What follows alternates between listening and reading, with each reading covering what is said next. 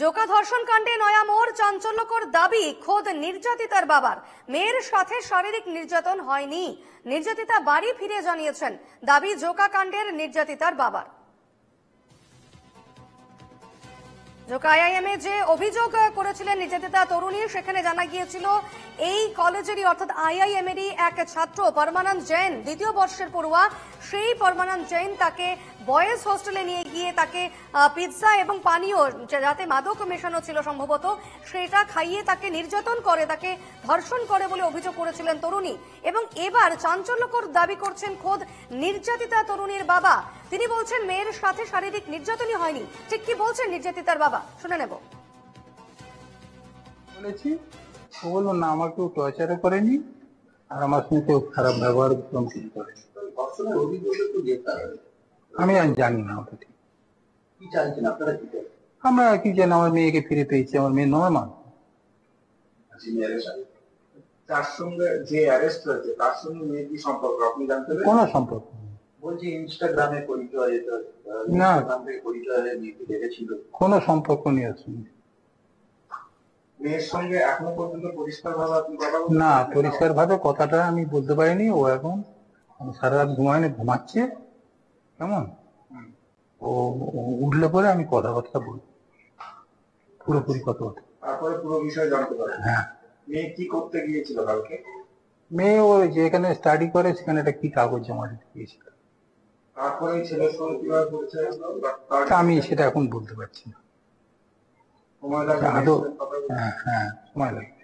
কি মনে হয় মেয়ে কি মানসিকভাবে ভেঙে পড়েছে? না না, সে স্ট্রং। এসে আপনার মেয়ে হরিদেবপুর থানায় কমপ্লেন লেখেন? হরিদেবপুর থানা ওকে কোথা থেকে পেয়েছে আমি জানি না। আমি সেটা ওরা বলেনি, আমি জিজ্ঞেসও করিনি। গতকাল ঠিক আপনি কখন ফোন পান? কি ঘটনা ঘটেছে? 9:34 রাত্রি 9:34 মেয়ে ফোন করেছিল যে ও গাড়ি থেকে পড়ে গিয়ে মানে খুব জোরে গুরুতর অসুস্থ হয়ে গেছে। পরে ওর সেন্স চলে যায়। সেটা কোন জায়গায়, লোকেশনটা ঠিক ও বুঝতে পারেনি। তারপরে আমি ওকে খুঁজতে গিয়েছিলাম, রেস্কিউ করতে, কিন্তু ওখানে ছিল না। হ্যাঁ, আমি তারপরে খোঁজাখুঁজির পর ওর লোকেশনে জানতে পারলাম যে পিজিতে ওখানে আছে, পিজিতে আছে, মানে লোকেশন দেখাচ্ছে সোমনাথ পণ্ডিত স্ট্রিট, নিউরোলজি ডিপার্টমেন্টে। ওখানে আমি যাই এবং গিয়ে ওখানে খোঁজ খবর নিয়ে তারপরে জানতে পারি যে ও হরিদেব থানা ওকে রেস্কিউ করে রেখে দিয়েছে। ওখানে যাই, যে আমি মানে ওখানে পুলিশকে বলি যে ওরা একটা অভিযোগের কথা বলেছে, কিন্তু আমার মেয়েকে আমি যা জানলাম যে এরকম কোনো ঘটনাই ও বলতে ঘটেনি। পুলিশ বলছে আমি একটা এফআইআর করেছি, একটা ছেলেকে অ্যারেস্ট করেছি। আপনি মেয়ের সঙ্গে কথা বলে জানলাম, মেয়ে বললো না এরকম কিছু হয়নি। আমাকে পুলিশ বলছিল আপনি মেডিকেলে গিয়ে বলবেন, আমি সেগুলো বলিনি। ওগুলো কথা বলে নেব। টেলিফোনে রয়েছেন প্রতিনিধি বিশ্বজিৎ নস্কর। বিশ্বজিৎ, একেবারে উল্টো কথা বলছেন নির্যাতিতার বাবা। তিনি বলছেন কোনো নির্যাতন হয়নি এবং মেয়ে বাড়ি ফিরে বলেছে নাকি অটো থেকে পড়ে গিয়ে সে ব্যথা পেয়েছে। ঠিক কি ঘটেছে, কি জানা যাচ্ছে সে বিষয়ে? দেখো দীপর্ণা, একদমই তাই। জোকা কাণ্ডে নির্যাতিতা বাবার কথায় একাধিক অসঙ্গতি রয়েছে। তিনি যেমনটা জানিয়েছেন যে গতকাল রাত 9:34 নাগাদ ফোন পায় যে তার মেয়ে অটো থেকে পড়ে গিয়েছিল এবং অটো থেকে পড়ে গিয়ে গুরুতর অসুস্থ হয়ে পড়ে। এবং তারপরে তিনি আবার জানতে পারেন যে তাকে এসএসকেএম এর নিউরোলজি ডিপার্টমেন্টে রয়েছে এবং পরবর্তীকালে জানতে পারে যে হরিদেবপুর থানা তাকে উদ্ধার করে নিয়ে গিয়েছে। এবং মেয়ে পরে কথা বলেন যে বাবাকে জানায় যে ধর্ষণের মতন কোনো ঘটনা তার সঙ্গে ঘটেনি। এবং মেয়ে বাড়িতে ফেরার পর তার বাবাকে জানায় যে তাকে কোনো রকম শারীরিক নির্যাতনও করেনি এবং যে গ্রেপ্তার হয়েছে তার সঙ্গে মেয়ের কোনো সম্পর্ক নেই এমনটাই দাবি করেছেন কিন্তু তার বাবা। এবং তার বাবা বলে যে মেয়ের সঙ্গে আমি পরিষ্কার করে কথা বলতে পারিনি, মেয়ে এখন ঘুমাচ্ছে, মেয়ের সঙ্গে কথা বলেই তিনি পুরো ব্যাপারটা জানাবেন। এবং হরিদেবপুর থানার পুলিশ তার মেয়েকে কোথা থেকে পেয়েছেন সেটাও জানেন না তার বাবা, এবং অভিযোগ মেয়ে লেখেনি এমনটাই মন্তব্য করছেন কিন্তু তার বাবা। কিন্তু মেয়ে কখন বাড়ি ফিরলেন এবং কি অবস্থায় ফিরলেন সে বিষয়ে কি জানা যাচ্ছে? মেয়েকে কাল রাত্রেই তার বাবা হরিদেবপুর থানা থেকে নিয়ে এসছেন এমনটাই কিন্তু তার বাবার বক্তব্য। প্রথমে খবর দেওয়া হয়েছিল যে তিনি তার মেয়ে এসএসকেএম হাসপাতালে রয়েছে এবং মেয়ে তারপর নাকি ফোন করে জানান যে তিনি হরিদেবপুর থানায় চলে এসেছে। তখন তার বাবা গিয়ে হরিদেবপুর থানা থেকে গিয়ে মেয়েকে নিয়ে আসেন বাড়িতে। সেক্ষেত্রে হরিদেবপুর থানা থেকে তিনি মেয়েকে বাড়িতে নিয়ে এলেন, পুলিশ কি জানাচ্ছে সে বিষয়ে? কারণ হরিদেবপুর থানায় তো তিনি অভিযোগ দায়ের করেছেন নির্যাতিতা তরুণী। দেখো রিপর্ণা, একদমই তাই। হরিদেবপুর থানার পুলিশ তার মেয়েকে কোথা থেকে পেয়েছেন সেটাও জানেন না তার বাবা, এবং অভিযোগ মেয়ে লেখেনি এমনটাই মন্তব্য করছেন তার বাবা। তবে ইতিমধ্যে কিন্তু হরিদেবপুর থানার পক্ষ থেকে কোনো কিন্তু কিছু এখনো জানা যায়নি। একেবারে আর কি জানাচ্ছেন নির্যাতিতা তরুণীর বাবা?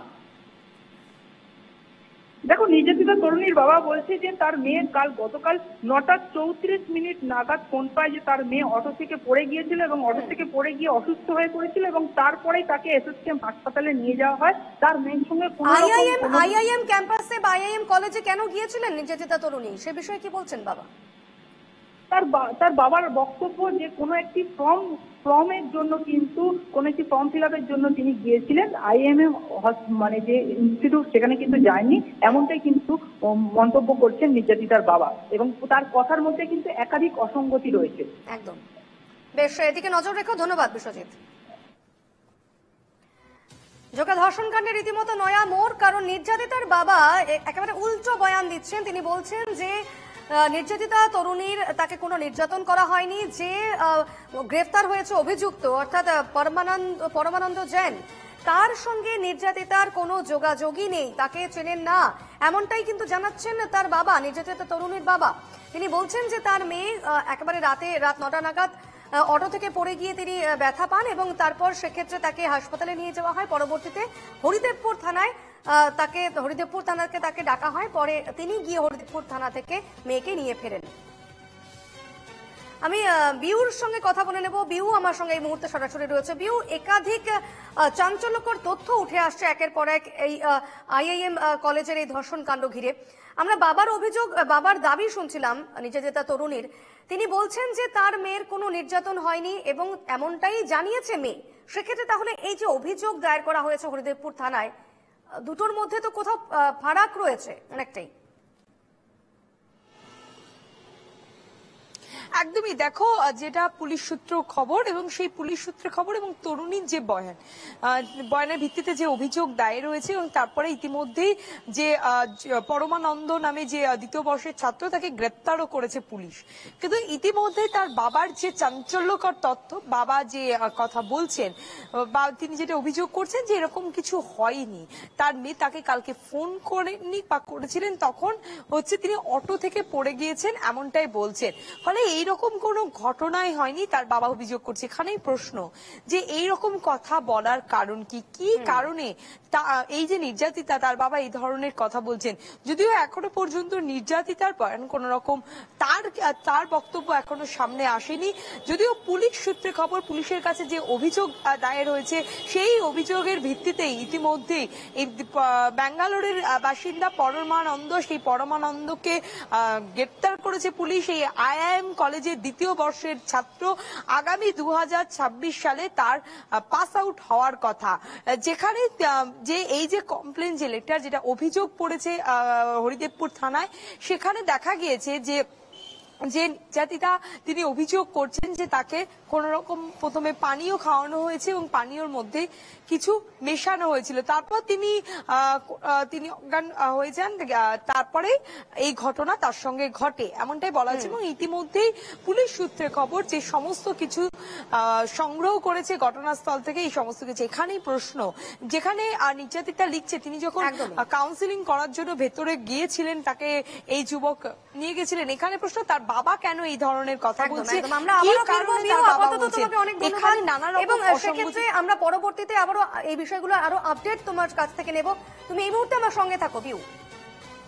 আমরা আরো একবার শুনবো নির্যাতিতা তরুণীর বাবা ঠিক কি বলছেন।